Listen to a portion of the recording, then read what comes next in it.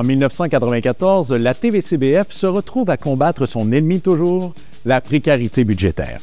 Déterminée à se faire entendre, c'est avec un câble coaxial entre les dents, façon de parler, qu'elle se présente à Ottawa lors d'une audience du CRTC pour dénoncer le sous-financement chronique du groupe. Si on est ici, c'est pour mettre en lumière que selon nous, et c'était très clair ce matin, Vidéotron ne respecte pas les attentes du CRTC lorsque celle-ci lui attribue une licence.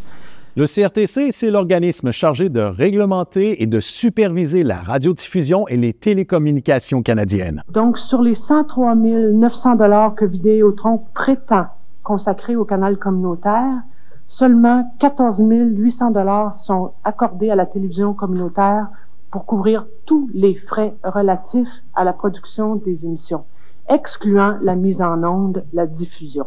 Vidéotron ne prend pas très au sérieux ses obligations au canal communautaire. Il ne prend pas du tout au sérieux ses engagements au public et via le conseil.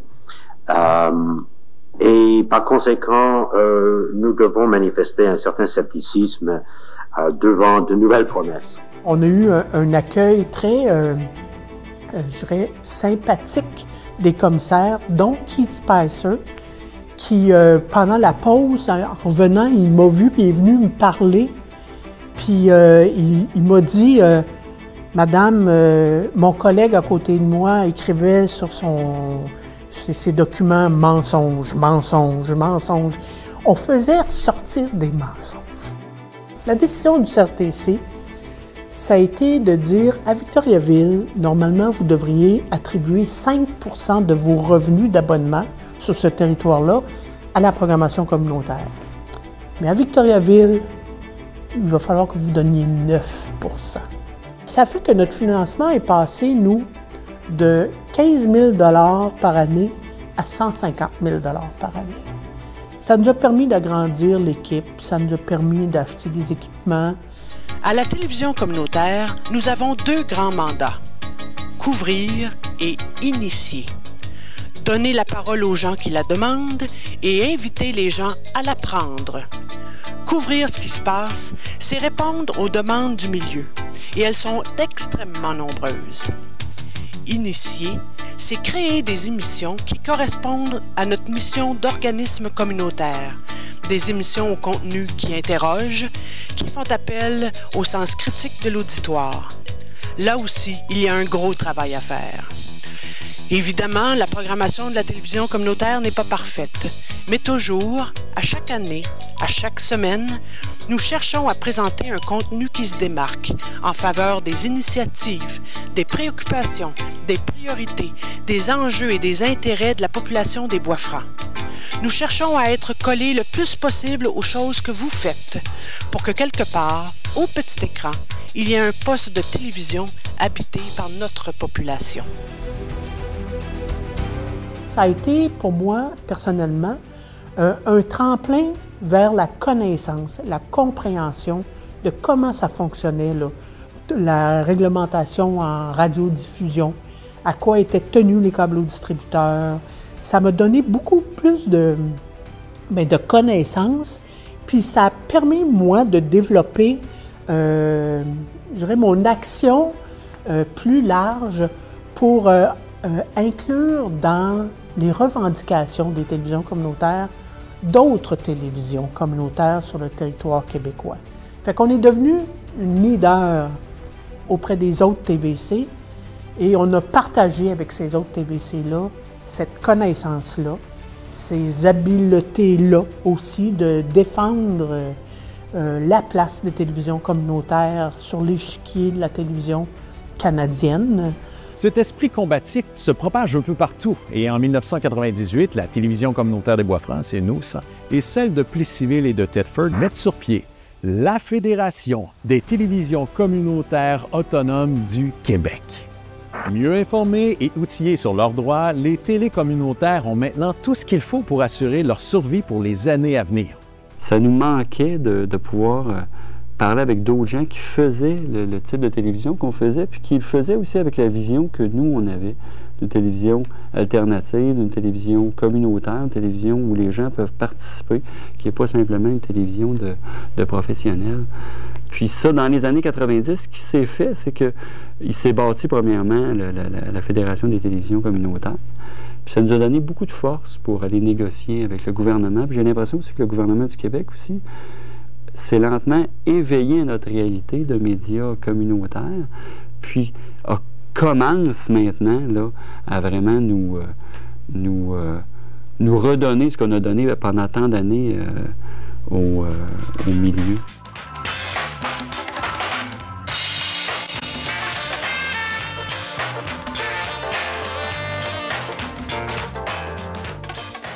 Aujourd'hui, on est là pour vous parler d'une situation qui se passe à Victoriaville. Il y a une place qu'on appelle le béton pour les jeunes. Pour les gens du 3e âge, on va appeler cette place-là la Grande Cheminée. Et pour la ville de Victoriaville, le Parc Sainte-Victoire. Alors, ce qui est important de dire à propos de la Grande Cheminée, c'est que les jeunes s'y sont installés. Alors, on leur a aménagé un endroit. Ils vont là pour jaser, pour échanger. Au fond, pour avoir une place parce que les places sont peu disponibles, comme ça, spontanément, pour se retrouver, pour échanger, pour partager. Autour de ce quartier-là, il y a un bon nombre de personnes âgées. Et ça a créé comme un malaise. Il y a eu un malaise qui s'est passé. Des gens se sont mis à avoir peur. On a même tenté de faire... On n'a pas tenté, on l'a fait. On a fait signer une pétition par un bon nombre de personnes pour demander aux autorités municipales de faire disparaître les jeunes de ce coin-là. Nous avons sûrement à travailler avec ces jeunes-là. Nous avons à leur donné une place qui leur est due. Nous avons à les comprendre et naturellement, c'est réciproque. Eux aussi ont à nous comprendre. C'est pas parce qu'on a mettons, les cheveux de telle couleur, qu'on a des bracelets avec des pics ou de quoi, qu'on est méchant ou de quoi, tu sais. C'est parce qu'on est différent, c'est ça. Puis ce serait plate que tout le monde soit pareil. On a été jeunes, nous autres aussi. Je suis sûr qu'on avait des tannants. Aujourd'hui, qu'il y en a encore des jeunes, puis ils ne peuvent pas faire autrement qu'en avoir des tannants. Ils ne peuvent pas tout être sages. Monsieur Barry, il y avait une manifestation cet après-midi. Les gens vous ont remis une carte postale qu'il faut que vous remettiez à Mme Harel. Oui. Qu'est-ce que vous allez faire avec? On va la remettre à Mme Harel et on va discuter avec elle. De toute façon, Mme Harel, elle connaît également toutes les revendications actuellement des gens grandeur du Québec qui ici, c'était un exemple hein, oui. Des revendications que les gens, ce groupement-là, fait à la grandeur du Québec. Et on va discuter ensemble avec Mme Harel et les députés pour voir comment on peut bonifier la réforme qui est actuellement sur la table. Wow, là, vos gueules, faut gagner pareil. Moi, quand je jouais, là, je m'en foutais qu'il y en ait qui soient pas là. Je m'arrangeais pour gagner. Fait que vous allez me prouver que vous méritez d'être ici. Envoyez au jeu, là. Bonjour et bienvenue sur les ondes de C'est quoi ça sport? Ici Vincent Plache, en direct pour un nouveau match de basketball opposant l'équipe élite de Victoriaville et l'équipe élite de Chevron. Oui, l'équipe élite de Victoriaville, notre toute nouvelle... Alors, c'est mieux préparé que jamais que la TVCBF se fait finalement expulser des ondes par Vidéotron en 2000. Était-ce une conséquence du fameux bug de l'an 2000 ou simplement le résultat d'un conflit qui s'était étiré? Nous ne le saurons peut-être jamais. Ce que l'on sait par contre, c'est qu'en réaction à cette situation, un grand appui populaire et le soutien des institutions de la région permettront à la TVC de réintégrer ses locaux et d'obtenir un financement plus adéquat. À un moment donné, je pense que c'était comme genre le jour de ma fête, l'année 2000, là, on a reçu une lettre de Vidéotron qui disait qu'il nous sortait, là, dans un mois, on serait sorti des ondes, qui reprendrait la programmation communautaire. Ils ont écrit au maire de Victoriaville, Jean-Paul Croteau à l'époque, pour dire, dorénavant, c'est nous, Vidéotron, avec notre équipe, qui allons faire vos séances du conseil. Ce ne sera plus la télévision communautaire des Bois-Francs. Le maire de Victoriaville, M. Croteau, a écrit une lettre à Vidéotron. Il a écrit que la télévision communautaire des Bois-Francs n'était pas un jeu vidéo qui était là pour rester. Que la ville de Victoriaville, le conseil, nous appuyait. Il appuyait notre présence. Puis pendant ce temps-là, nous autres, la TVC, on faisait une assemblée générale spéciale pour décider de résister, de se mobiliser. Puis on a été jusqu'à occuper les locaux de Vidéotron. Fait que il y a du monde qui couchait là la nuit parce qu'on était dans leurs locaux.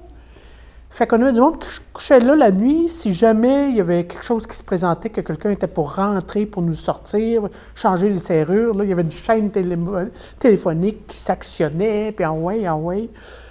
Fait qu'on a résisté. Puis là, on a sollicité les appuis, on est sorti publiquement. On veut vous faire part des résultats de la pétition à ce jour. Ça fait 14 jours seulement qu'elle est en circulation. Et hier soir, c'est comptabilisé jusqu'à hier soir, c'était 6500 noms recueillis en 14 jours. On est extrêmement contents. Les gens ils sont vraiment venus ici chercher des pétitions pour faire circuler dans leur milieu. Fait que ça, on est très contents. Puis il y en a encore qui circulent, là. Il y a encore des feuilles qui vont être recueillies au cours des prochains jours. On ne s'était pas fixé d'objectif. Parce que c'est difficile de nous dénombrer ça. Mais quand on sait qu'il y a 20 000 maisons câblées dans la région, donc qui nous reçoivent, puis qu'on dit qu'il y a peut-être une moyenne de 3 personnes par foyer, c'est de même, ça se calcule, quand tu es rendu à 6 500 noms, ça veut dire qu'il y a beaucoup de gens qui appuient ça. On a eu des fax, des lettres d'appui de partout au Québec. On a réussi, la Fédération nous a, des TVC nous a organisé une rencontre avec le ministère des Communications. L'Assemblée nationale a passé une motion dénonçant les fermetures. On est allé rencontrer le CRTC à Ottawa, le ministère du patrimoine canadien. Puis là, le ministère, je pense qu'il y a eu une imposition d'un moratoire sur les fermetures. Là, c'est fini les fermetures chez Vidéotron. Et là, Vidéotron était obligé de négocier avec nous. Fait que on s'est assis, puis on a réussi à rester. Hier soir, jeudi le 30 mars, la télévision communautaire de Bois-Franc et Vidéotron se sont entendus sur des principes fondamentaux et se sont donné les rendez-vous nécessaires à la signature d'ici le 30 avril d'une nouvelle convention. Ces principes fondamentaux que défend la télévision communautaire et qu'a revendiqué haut et fort la population de la région au cours des 6 dernières semaines étaient tous présents dans l'offre que Vidéotron a fait à la télévision communautaire de Bois-Franc. La télévision communautaire conservera un nombre d'heures de production hebdomadaire originale équivalent à ce qu'elle produit actuellement. Elle aura la totale autonomie de sa programmation, de ses contenus et de ses formats. Le temps d'antenne et les heures de diffusion respecteraient aussi les demandes de la télévision communautaire. Et enfin, Vidéotron maintiendrait un niveau de financement équivalent à celui qu'il verse actuellement pour la production de la télévision communautaire ici, dans les Bois-Francs. Que le spectacle commence. Durant cette décennie, l'offre d'émissions augmente grâce à des programmes gouvernementaux, de nouveaux employés et surtout les bénévoles. La force vive de la télévision communautaire est constituée d'une 60aine de personnes bénévoles, à la caméra, à la prise de son, à la réalisation, à la recherche, au montage, à l'animation ou à l'administration. Tous les secteurs d'opération de canal communautaire sont dynamisés par des gens qui aiment la télévision et qui croient que la télévision communautaire des Bois-Francs joue un rôle essentiel dans la rencontre des gens des Bois-Francs.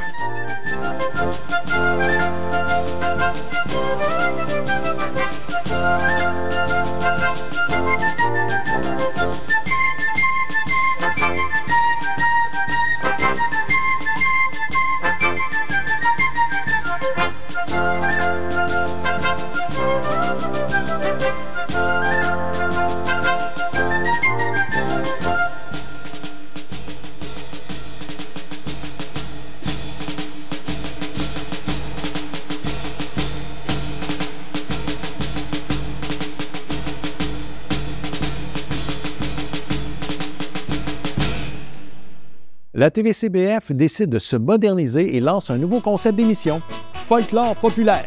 Et voici votre animateur, M. Claude Boucher. Bonsoir tout le monde, est-ce qu'on est en pleine forme ici?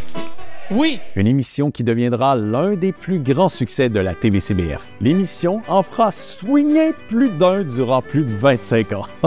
Et ça va être comme ça toutes les semaines. Avez-vous aimé l'émission? Allez-vous revenir la semaine prochaine? N'oubliez pas, j'ai tous vos noms à l'entrée, vous autres, là. Cette fièvre de la danse se propage et permet à la TVCBF de produire 5 heures de contenu original par semaine.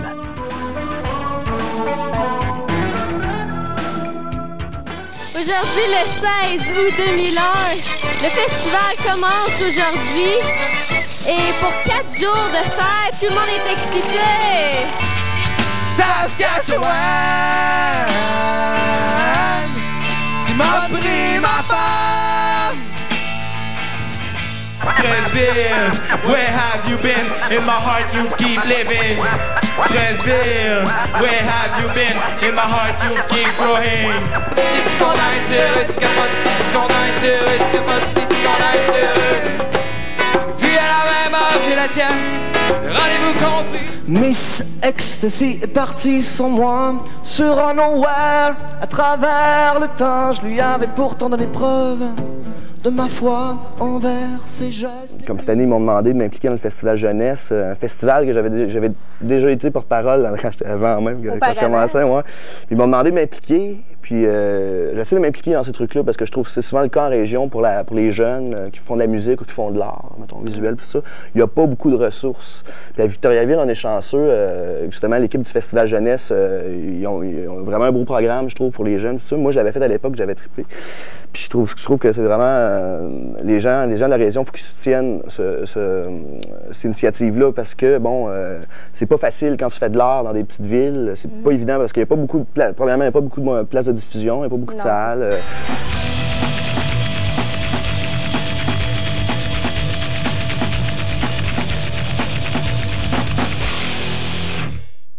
En l'an 2000, une série de démolitions crée un certain émoi chez plusieurs citoyens. Un édifice du 19e siècle laisse la place à un marché d'alimentation. Un autre commerçant fait raser une quinzaine de maisons dans le but d'agrandir son entreprise. Un restaurant transforme complètement le coin de rue où il était situé. Depuis déjà plusieurs années, Victoriaville est devenue quasiment une capitale de la démolition. On a à Victoriaville des gens qui cherchent des logements. Ces logements qu'il y avait ici, c'était des logements qui coûtent pas cher. Et parce qu'il y a un individu ou des individus ou une compagnie qui a besoin de tout ça pour faire plus d'argent, on liquide ça. Hey, check! Hey, c'est la nuit des sans-abri! Hey, on va-tu voir? Ah ouais, on y va.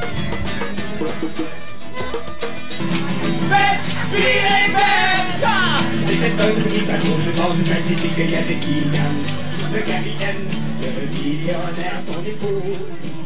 Bonsoir les Chicken Swell, merci beaucoup d'être venus. On vient de voir votre prestation, ce fut génial. Pourquoi vous êtes venus à la nuit des sans-abri? Je vous passe le micro, mais battez-vous pas l'un après l'autre.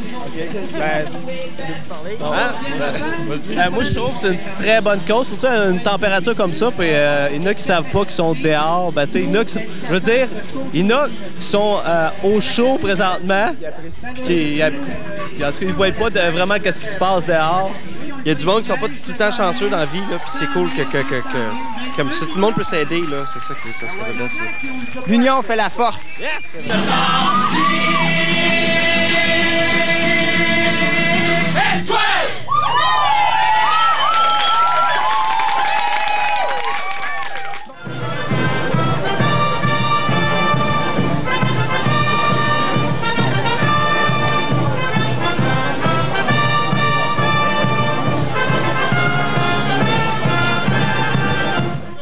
Il est de mon devoir de vous mettre en garde, dis-je, contre les paroles, les agissements d'un coquin, d'une fripouille, d'un scélérat, d'un fripon, d'un sépulcre blanchi qui se promène dans la paroisse d'Arthabascaville et qui nous parle de modernité, qui nous parle de téléphone et qui nous parle d'électricité. C'est la première année, c'est la première fois qu'on le laissait, là. Puis c'est quand même un consortium un peu, si on peut dire, qui a organisé ça. Il y a la fabrique, il y a l'école, il y a le musée, les Amis du patrimoine, la Société Saint-Jean-Baptiste, la Corporation touristique. Donc on s'est mis vraiment tout le monde ensemble. On avait un petit budget, là. On a fait ça avec des fonds de tiroir et 3 bouts de ficelle, là. C'est sûr, quelques mètres de dentelle avec ça, là. Mais je veux dire, avec presque rien, là. Mais on va voir dans l'avenir ce vers quoi on va pouvoir développer. Bonsoir, mesdames et messieurs. Bienvenue à cette soirée d'élection en ce dimanche 4 novembre 2001. 30 108 électeurs ont été appelés à voter aujourd'hui pour se choisir un maire ainsi que 8 conseillers ou conseillères de quartier.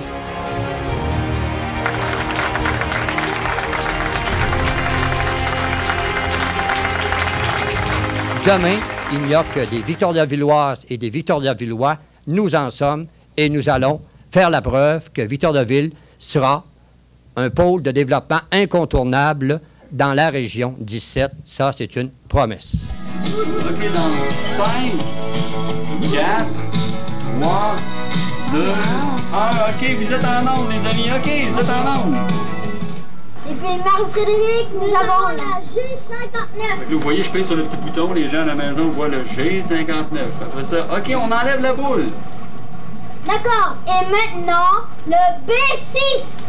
C'est ça.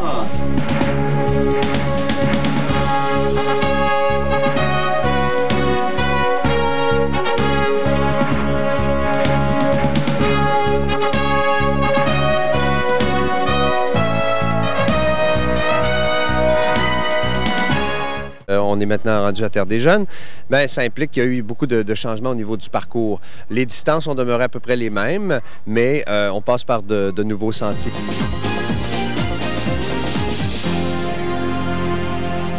Nous, on croit que la télévision communautaire, c'est quelque chose que les gens ont mis en place, ils ont construit, ils s'en sont servis. Comme on est un groupe communautaire en communication, donc il y a une action sociale, notre objectif, je pense, c'est de permettre l'accès le plus grand et le plus libre à l'espace de communication télévisée.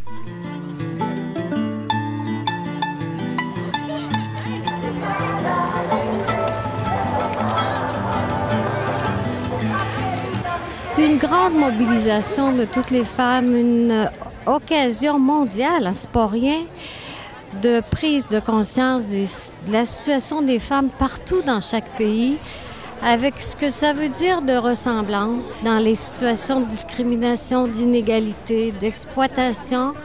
Progressivement, la chaîne rattrape son retard technologique et commence à faire du montage avec des ordinateurs. C'est le fun de voir qu'elle suit la technologie, puis elle est sur Internet, puis tout ça. Puis c'est encore des êtres humains qui la font. Mais tu sais, ça fait qu'elle a un futur, je pense aussi. T'sais. Ce qui a fait qu'elle a duré aussi, c'est qu'elle a toujours été indépendante du câble au distributeur. Qu'elle soit restée un organisme en entente contractuelle avec le câble. Ça donne la possibilité d'affirmer ce qu'on est, ce qu'elle est, ses vues, comment elle prévoit faire les affaires, puis de garder sa couleur. J'espère en tout cas que quand je vais être bien vieille, là, je vais la regarder encore parce que je vais rester abonné à Vidéotron pour la regarder.